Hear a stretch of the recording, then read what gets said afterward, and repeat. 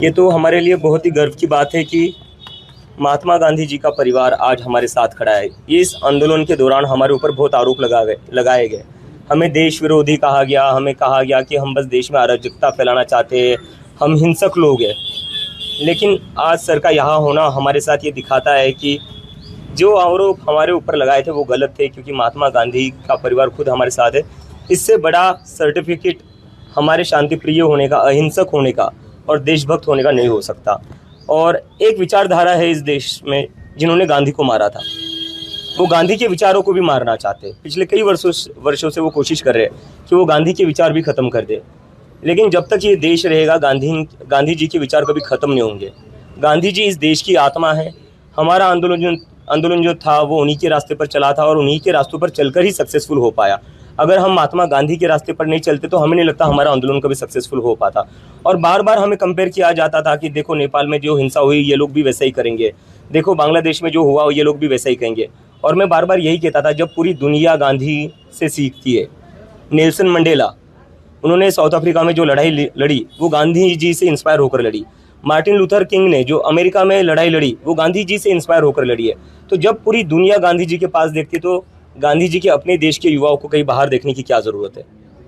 ते स्वतः म्हटले तुमच्या सोबत राहणार आहे पुढच्या काळामध्ये ऑफकोर्स आम्हाला त्यांची साथ लागेलच आणि आमच्यासाठी याच्यापेक्षा मोठी गर्वाची काही गोष्ट नसते।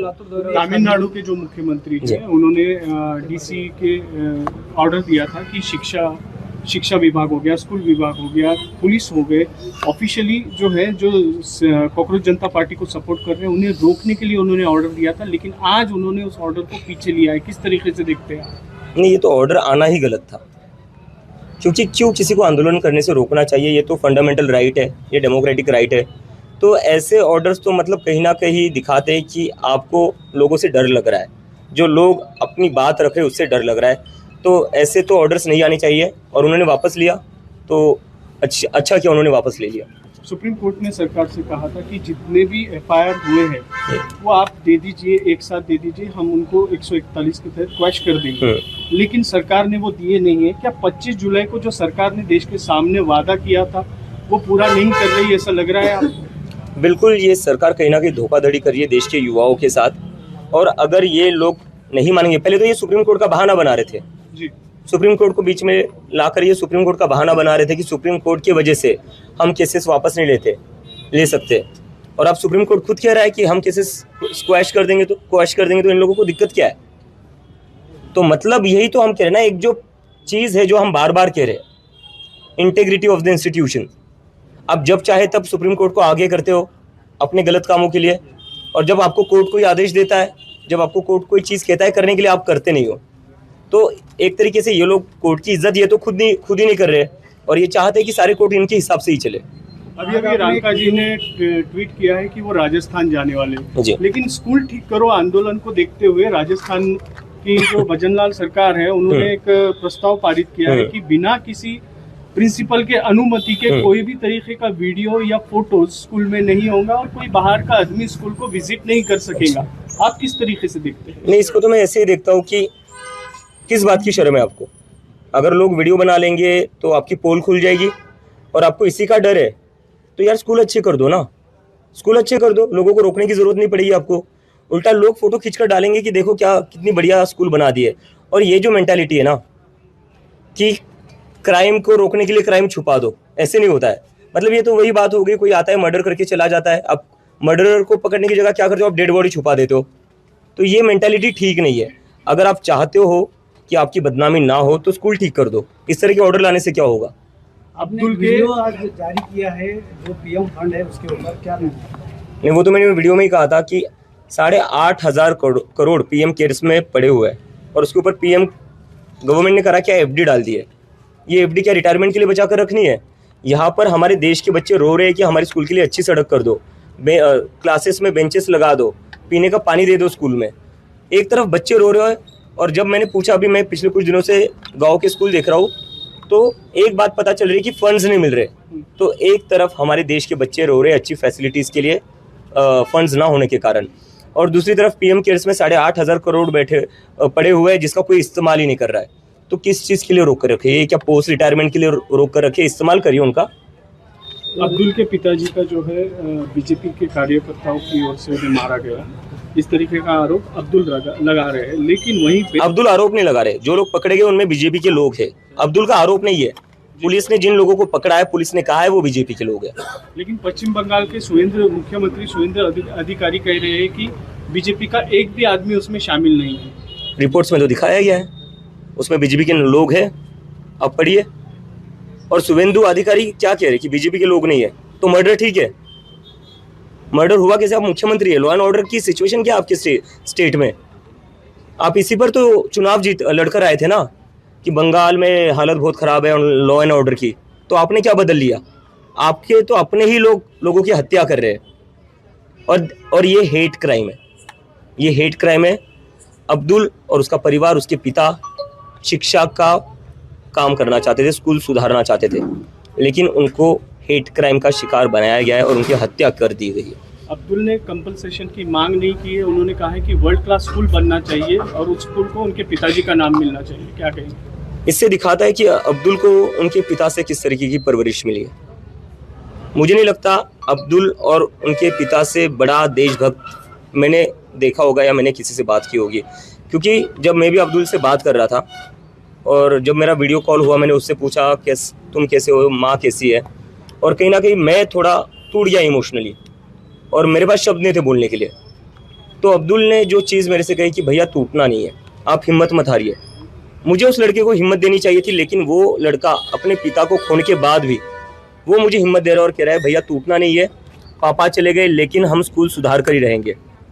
और जब मैंने बोला कि अब्दुल हम बात करेंगे आपको कंपनसेशन दिलाने की, तो अब्दुल कहता है भैया स्कूल कंपनसेशन नहीं चाहिए, पापा के नाम पर एक गरीबों के लिए अच्छा स्कूल चाहिए। इससे बड़ा देशभक्त मुझे नहीं लगता कोई हो सकता है। आपने जो प्रोटेस्ट करवाया था जंतर मंतर पे, उसमें आज किरण रिजिजू ने उसके ऊपर कहा है कि उस प्रोटेस्ट में ना तो किसी की टांग टूटी है, ना तो किसी की जान गई है, ना किसी पे एक लाठी चली है। बिला वजह लोग जो है दिल्ली पुलिस को गालियां दे रहे हैं, सरकार को बदनाम कर रहे हैं। उन्होंने सरकार की तारीफ करना चाहिए कि इतने अच्छी तरीके से प्रोटेस्ट को उन्होंने किया है। नहीं, मुझे लगता है ये लोग इतने ज़्यादा खून के प्यासे हैं ना, तो ये शायद वेट कर रहे थे कि जब किसी का खून होगा तभी इनको लगेगा कि नहीं यार अब कुछ हुआ है। तो किरण रिजिजू क्या चाहते थे? किसी की मौत हो जाए तभी वो ब्रूटैलिटी एक्सेप्ट करेंगे। पूरी दुनिया ने देखा है दिल्ली पुलिस ने कैसे बच्चों को मारा है, पीटा है। लेकिन ठीक है, किरण रिजिजू की आंखों पर चश्मा चढ़ा हुआ है। वो अब देखिए, आप किसी और राज्य की सरकार में कोई छोटी भी चीज़ हो जाए तो उस पर उनको ब्रूटैलिटी नज़र आ जाएगी, लेकिन जो दिल्ली में दिल्ली पुलिस ने करा है गृह मंत्री के आदेश पर, उस पर उनको लगता है कि कुछ ब्रूटैलिटी हुई नहीं। शायद वो किसी के मरने का इंतजार कर रहे थे शायद वो। जंतर मंतर के आंदोलन में मैं जा नहीं सका था और उसके बाद अभिजीत को मिलने की तमन्ना थी। तो जब संभाजी नगर आने का मौका मिला तो मैंने सोचा कि अगर हो सके तो इसी दरमियान मैं इस दौरे में ही मैं अभिजीत को मिल लूँ, क्योंकि दो कारण थे। एक तो फैसिनेशन था कि देश के युवा को जगाने वाला कौन होगा, कैसा होगा, वो देखे हम।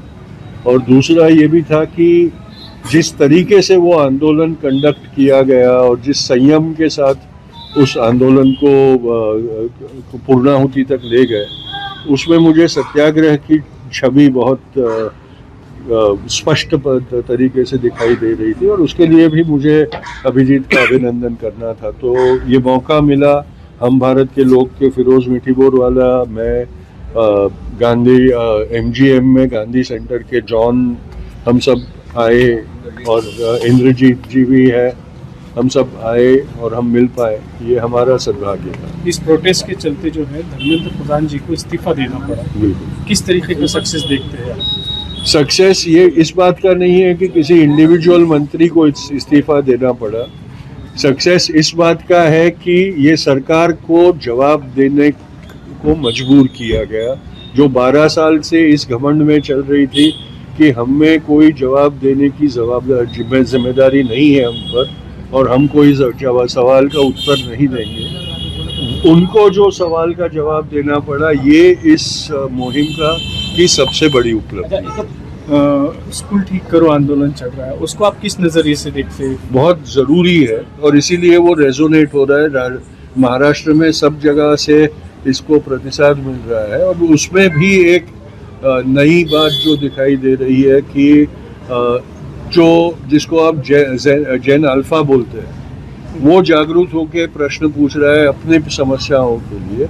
और ये कॉकरोच जनता पार्टी की सबसे बड़ी सक्सेस है कि जो 12 साल से हमको लग रहा था कि भाई कोई प्रश्न उठाएगा कि नहीं, अब सब लोग प्रश्न उठाने लगे। ये सबसे बड़ी उपलब्धि है। सर थोड़ा अलग सवाल है, पुणे में एक केस चढ़े है राहुल गांधी के खिलाफ में, तो उसमें सावरकर के जो रिश्तेदार हैं उन्होंने एक बड़ा खुलासा किया है। गोपाल गोडसे और नथुराम गोडसे ये दोनों भी आरएसएस के सक्रिय सदस्य थे, पहली बार सामने आए और उन्होंने खुद कहा। देखिए ये बात बहुत स्पष्ट थी, लेकिन आरएसएस की ये फितरत है कि वो हमेशा जिन लोगों से काम करवाता है उनसे दूरी बना के रखता है। तो ये अच्छा है कि सावरकर के वंशज ने ही इस असत्य के ऊपर से पर्दाफाश करके सत्य को उजागर किया है।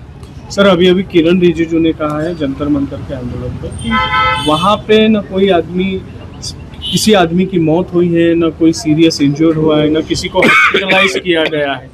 तो जो लोग दिल्ली पुलिस को गालियां दे रहे हैं, उन्होंने दिल्ली पुलिस की तारीफ करना चाहिए और सरकार की भी तारीफ करना चाहिए। इस तरीके की बात किरण रिजिजू कह रहे हैं। किरण रिजिजू जी ये बात करे वो स्वाभाविक है, उनको वो सरकार के रिप्रेजेंटेटिव है, लेकिन इसमें भी हमने हमारे युवाओं की तारीफ करनी चाहिए कि वो इतने संयम से बरते कि पुलिस को कोई कारण नहीं दिया कि वो जितनी हिंसा की उससे ज़्यादा हिंसा कर सके, और पुलिस ने हिंसा नहीं की। ऐसा अगर किरण रिजिजू जी हमको समझाना चाहते हैं तो वो झूठ बोल रहे हैं। डीसी के तमिलनाडु के मुख्यमंत्री ने डीसी के उस पर जो है वहाँ के पुलिस प्रशासन को, जिला परिषद जेड पुलिस को, साथ ही स्कूल और कॉलेजेस को कहा था कि किसी भी तरीके से जिनजी जो है सीजेपी के प्रोटेस्ट में शामिल ना हो। ये उन्होंने एक तरीके से ऑर्डर दिया था, अब वो ऑर्डर वापस ले लिया है। क्या लगता है आपको? ये वो भी समझ में, उनको भी समझ में आया कि ये अब ऑर्डरों से रुकने वाली बात नहीं है।